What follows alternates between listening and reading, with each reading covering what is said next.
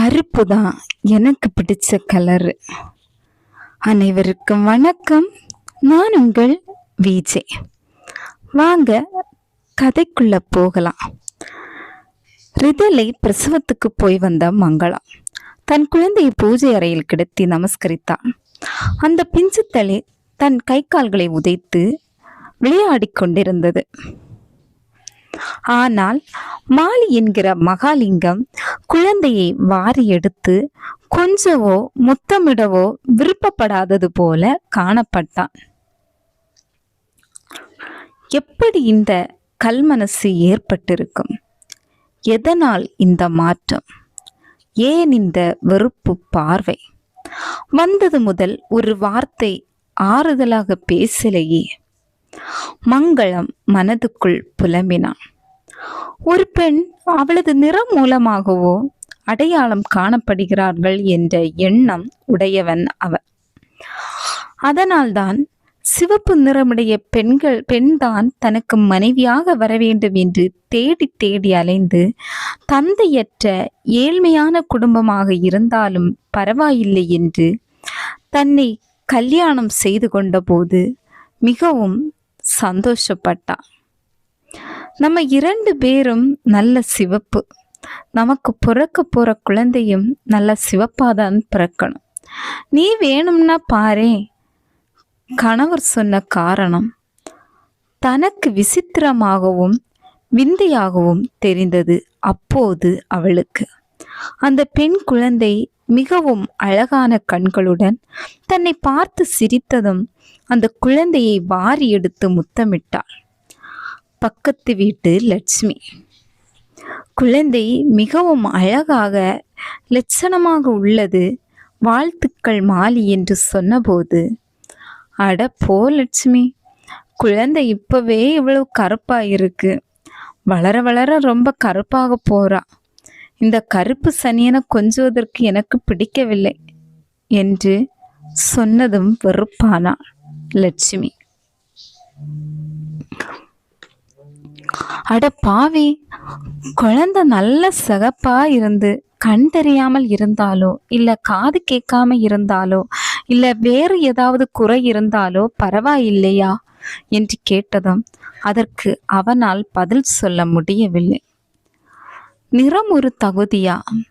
இதைத்தான் நாம் வாழும் சமுதாயம் எதிர்பார்க்கிறதா? தன் கணவனும் அப்படி சொன்னதும் தன் அழுகையை மங்களத்தால் கட்டுப்படுத்த முடியவில்லை. கருப்பு எந்த விதத்தில் தரக்குறைவு? போதை பொருளுக்கு அடிமையாவதைப் போல் நிறத்திற்கு அடிமையாகியுள்ள வக்கிர எண்ணத்தை மனதுக்குள் வைத்திருந்ததால் தான் அவன் குழந்தையை கொஞ்சாமல் இருந்தானோ?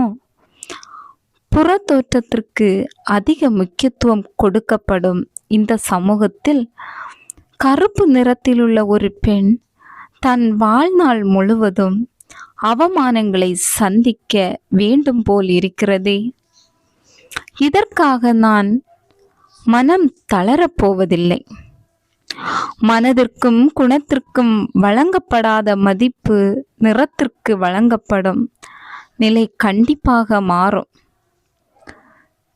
சபாஷ் மங்களம், உன்னுடைய நம்பிக்கைதான் நான் பாராட்டுகிறேன். இப்படித்தான் வாழ்க்கையில் எதிர்நீச்சல் போடணும், லட்சுமி ஆதரித்து சொன்னான். நாட்கள் கடந்தன. நாரசமான வார்த்தைகள் அவனிடமிருந்து தெரித்தன. இல்லை இல்லை உமிழப்பட்டன. வானமே இடிந்துவிடும் நிலையில் இருந்தால் மங்களம்.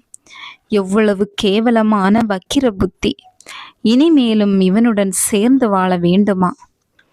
தினமும் இவன் மரங்கொத்தி பறவை மாதிரி தன் மனதை ரணப்படுத்தி கொண்டு இருப்பான். அவள் நினைத்து போலவே தினமும் தொடரவே தன் மாமா சாம்பசிவத்துக்கு தகவல் கொடுத்தான்.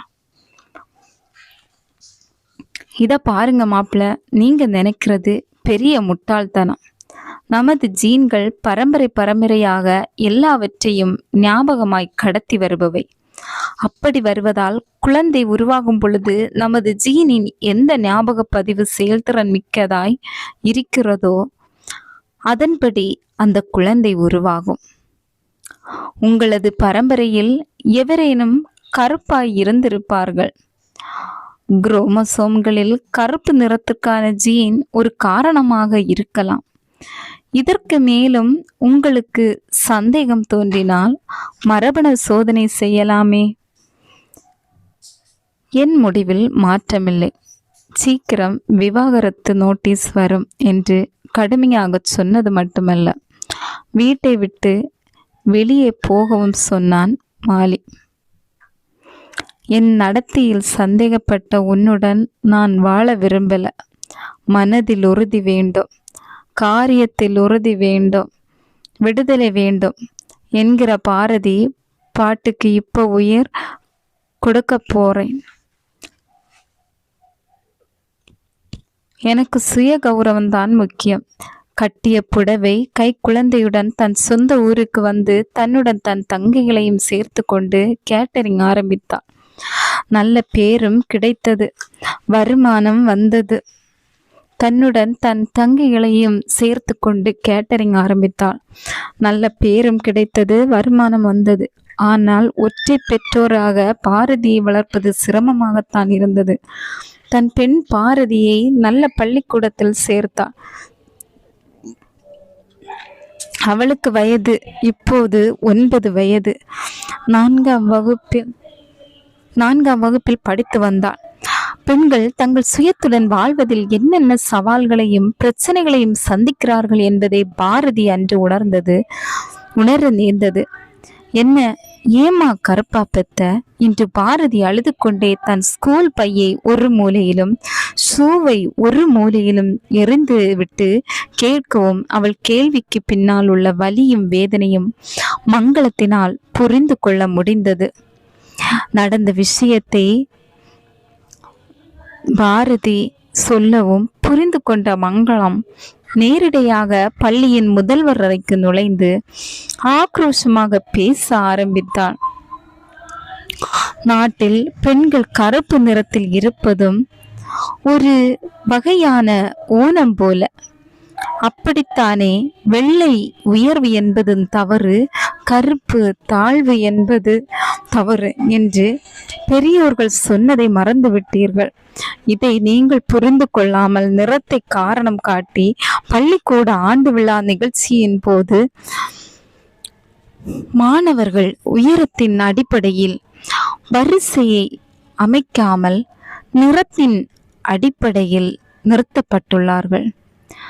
இது என் இதயத்தை மட்டுமல்ல, என் பாரதி இதயத்தையும் நொறுக்கியுள்ளது என்பது உங்களுக்கு தெரியுமா? கருவறையில் இருக்கும் சாமி கருப்பு, நடந்து போகும் சாலை கருப்பு, மழை பொழிகின்ற மேகம் கருப்பு, தலையில் இருக்கும் கூந்தல் கருப்பு, கண்ணுக்குள் இருக்கும் பாப்பா கருப்பு, காக்கை கருப்பு.